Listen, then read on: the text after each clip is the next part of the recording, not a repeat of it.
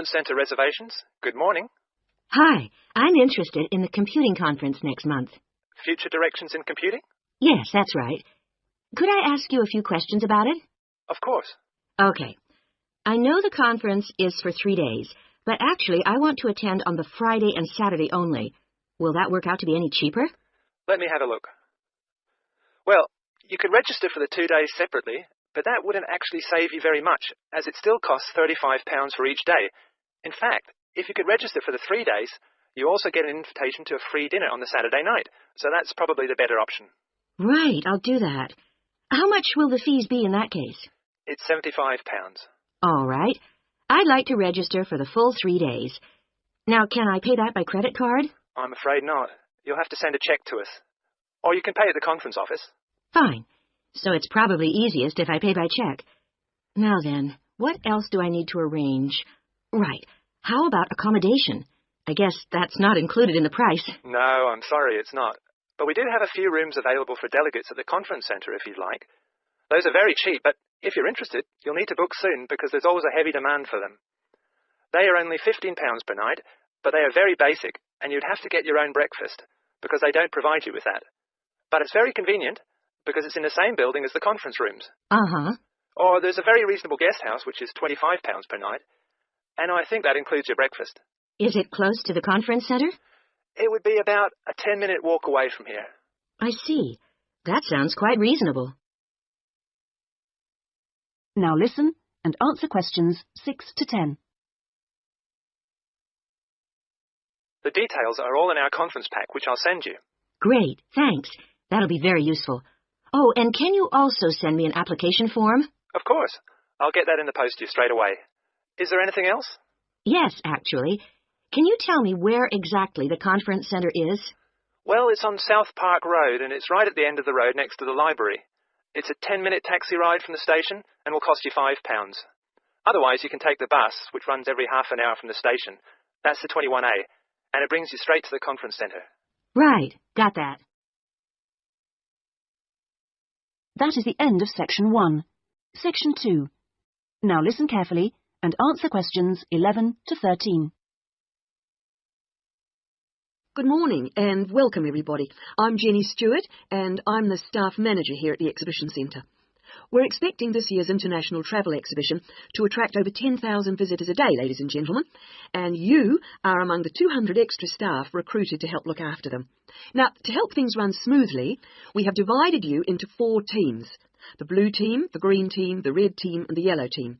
So first, I'll explain how the teams are divided up, and then we'll be giving you colour-coded T-shirts so we can identify you more easily. First of all, those who will be looking after the phones and handling all calls regarding the exhibition, you will be on the red team. Now, we've also put the entrance staff on the red team, and you'll be stamping the entrance tickets and giving out publicity leaflets, okay?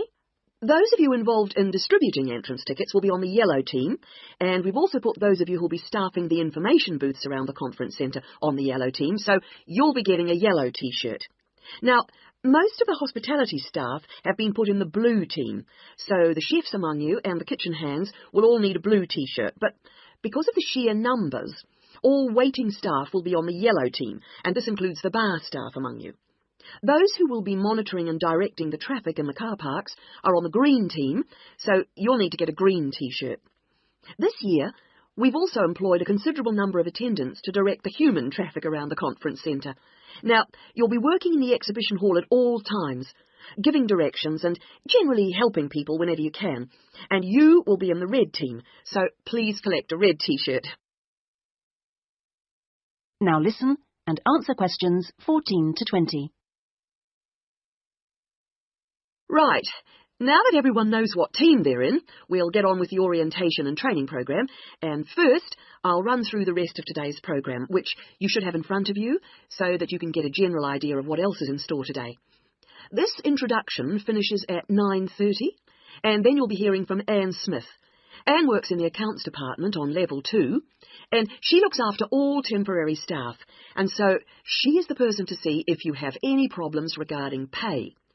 Anne will be explaining when and how you get this. She will also be handing out your tax forms. And I will just stress that all tax forms must be completed and returned to Anne before your pay can be processed. Following Anne's talk, you'll hear from Peter Chen, our conference manager, and he will be going over a plan of the conference centre with you, which will help you to orient yourselves. He will also go through the security arrangements with you and show you the fire exits. Then, at 10:30, there will be a coffee break in the staff canteen, which is located down on the ground floor.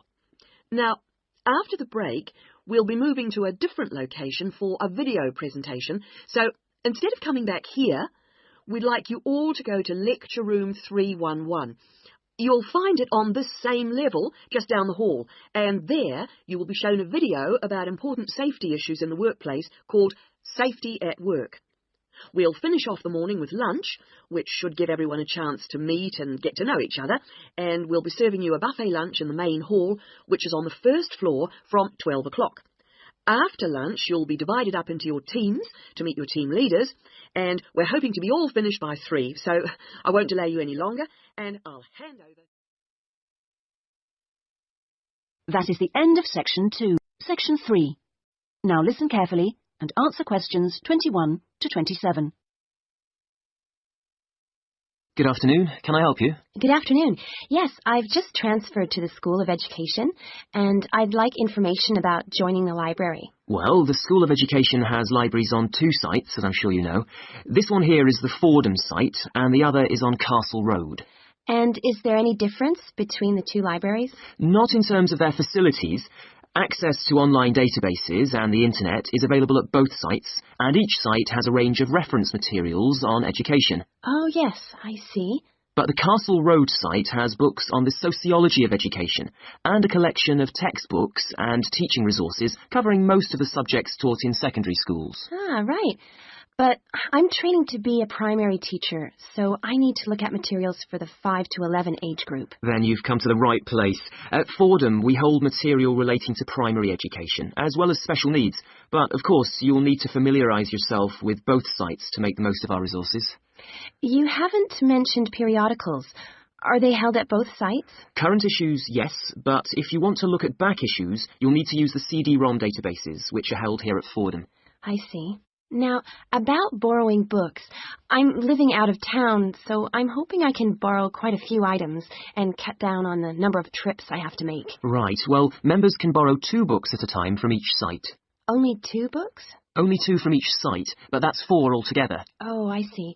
And how long can I hang on to them for? The borrowing period is 1 month, but of course books can be renewed. You can renew any item a maximum of 3 times. Do I have to come to the library to do that? No, you can do it by telephone or email, but you can't renew overdue books this way, only before or on the due date stamped in the book. We'll need your full name, your borrower number, and the name of the site library you borrowed the items from. So, theoretically, I can borrow books for up to 3 months. Is that what you're saying? Yes, provided they're not recalled. So, what happens then? Well, sometimes an item is requested by another borrower, in which case we'd send you a letter and you'd have to return the book within 7 working days.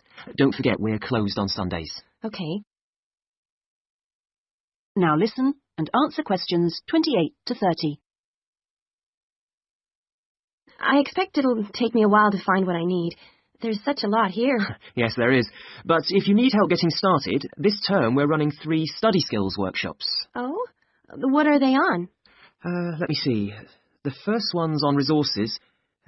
Yes, here it is. How to use the library's resources. That includes everything, not just the print and technical resources. That sounds useful.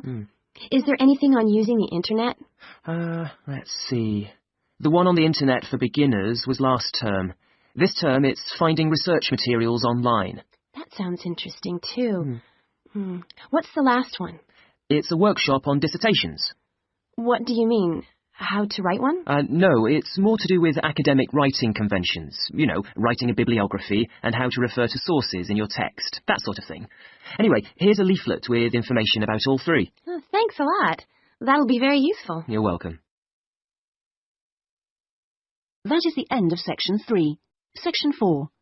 Now listen carefully and answer questions 31 to 40. Well, most people think that lions only come from Africa. and you would be forgiven for thinking this because in fact most lions do come from Africa. But this hasn't always been the case. If we go back 10,000 years, we would find that there were lions roaming vast sections of the globe. But now, unfortunately, only very small sections of the lion's former habitat remain. My particular interest is Asiatic lions, which are a subspecies of African lions. It's almost 100,000 years since the Asiatic lion split off and developed as a subspecies. At one time, the Asiatic lion was living as far west as Greece, and they were found from there in a band that spread east through various countries of the Middle East, all the way to India. In museums, you can now see Greek coins that have clear images of the Asiatic lion on them. Most of them are dated at around 500 BC. However, Europe saw its last Asiatic lion roaming free 2,000 years ago.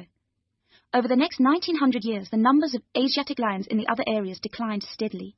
But it was only in the 19th century that they disappeared from everywhere but India.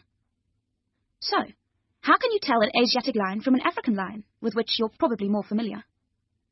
Well, in general, Asiatic lions are not as big as African lions. The colour is more or less the same, but the appearance of the mane is different. That's the hair around the lion's face and neck. The Asiatic lion's mane is noticeably shorter than the African lion's. Asiatic lions also have a long fold of skin on their undersides, whereas not many African lions have this. Well, I'd like to talk to you now about the Gir Sanctuary in India. That's where I've just come back from. The sanctuary was established specifically to protect the Asiatic lion.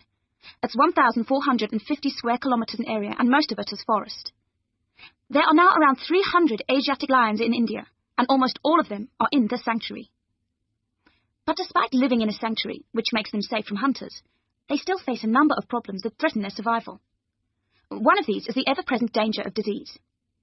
This is what killed more than a third of Africa's Serengeti lions in 1994, and people are fearful that something similar could happen in the Gir Sanctuary and kill off many of the Asiatic lions there. India's lions are particularly vulnerable because they have a limited gene pool. The reason for this is interesting. It's because all of them are descended from a few dozen lions that were saved by a prince who took a particular interest in them. He was very wealthy, and he managed to protect them. Otherwise, they'd probably have died out completely. When you see the Asiatic lion in India, what you sense is enormous vitality. They're very impressive beasts, and you would never guess that they had this vulnerability when you look at them.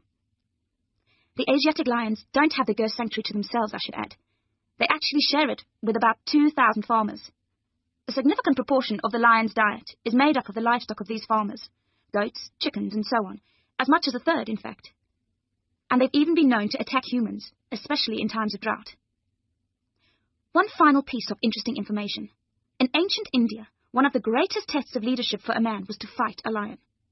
Now, it seems, in modern India, it will be a great test to see if the lion can be saved.